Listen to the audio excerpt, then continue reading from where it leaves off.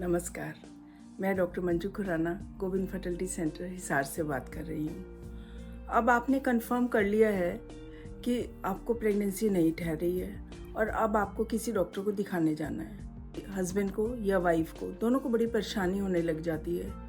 अरे कैसे जाना है, क्या करें, किसके पास जाएं और क्या पूछेंगे, क्या पता क्या होगा, क्या पता मुझ में प्रॉब्लम निकलेगी, क्या पता मेरे स्पाउस में प्रॉब्लम निकलेगी।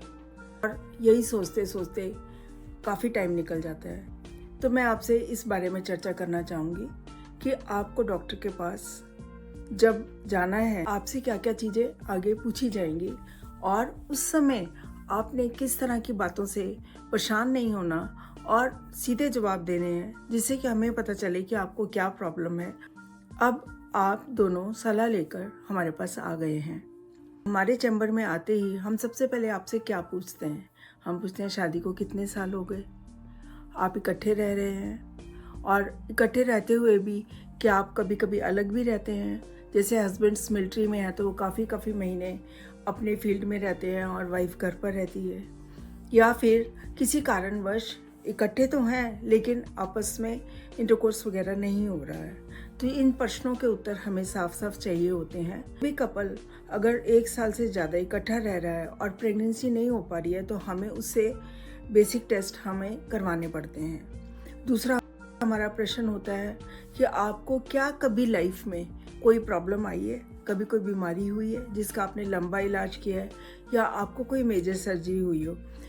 अगर आपको कभी कोई सर्जरी हुई है, जैसे कि आपके पेट की आंतों में सोजिश आई और उसकी वजह से पेट की आंतों में ऑपरेशन करना पड़ा, तो हम ये जानना चाहते हैं कि उस सोजिश की वजह से क्या ट्यूबों में तो कोई नुकसान नहीं हो गया।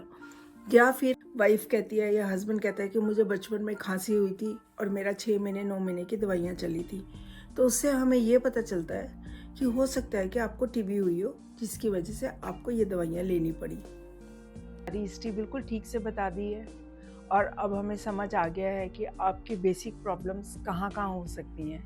अब हम सबसे पहले आपका एक अल्ट्रासाउंड करके देखते हैं। लेडी का अल्ट्रासाउंड करते हुए हम ट्रांसवाजाइनल सोनोग्राफी करते हैं। ट्रांसवाजाइनल सोनोग्राफी में हमें कई तरह की चीज़ें पता चलती हैं।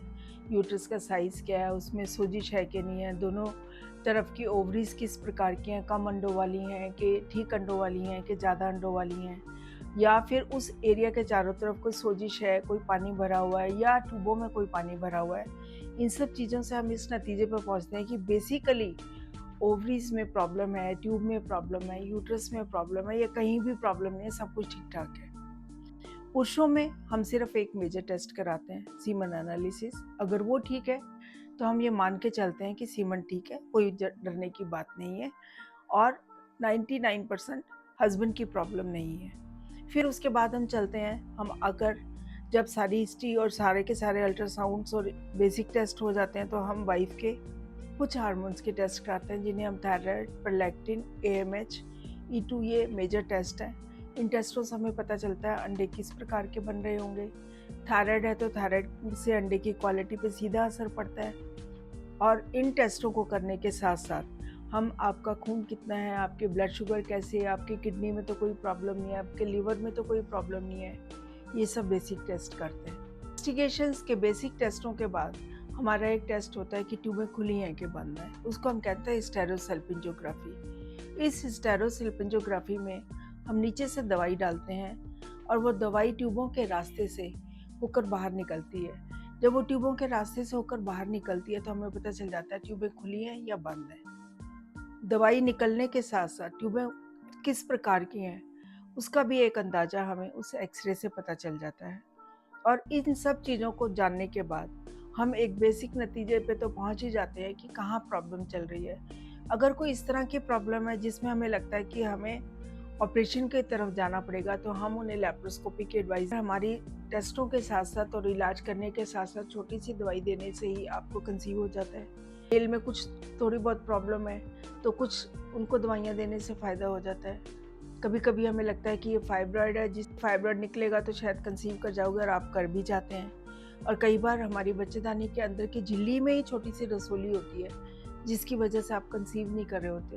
जैसी वो हम रसोली निकलती है तो हम कंसीव कर लेते हैं। तो इन सब बातों को समझते हुए आपको ये समझना बहुत ज़रूरी है कि आप जब तक हमारे पास नहीं आएंगे, आपके सपने को साकार करने में हम आपकी मदद नहीं कर पाएंगे।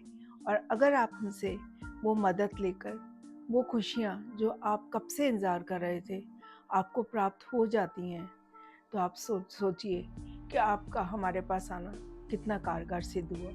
मुझे पूरी उम्मीद है कि मेरी इस वीडियो से आप लाभ उठाएंगे और आप अपनी फैमिली को कंप्लीट करने की तरफ पहला कदम उठाकर हमसे कंसल्टेशन लेने आएंगे। और अगर आपको ये वीडियो पसंद आई हो तो इसे लाइक, सब्सक्राइब और शेयर करें। धन्यवाद।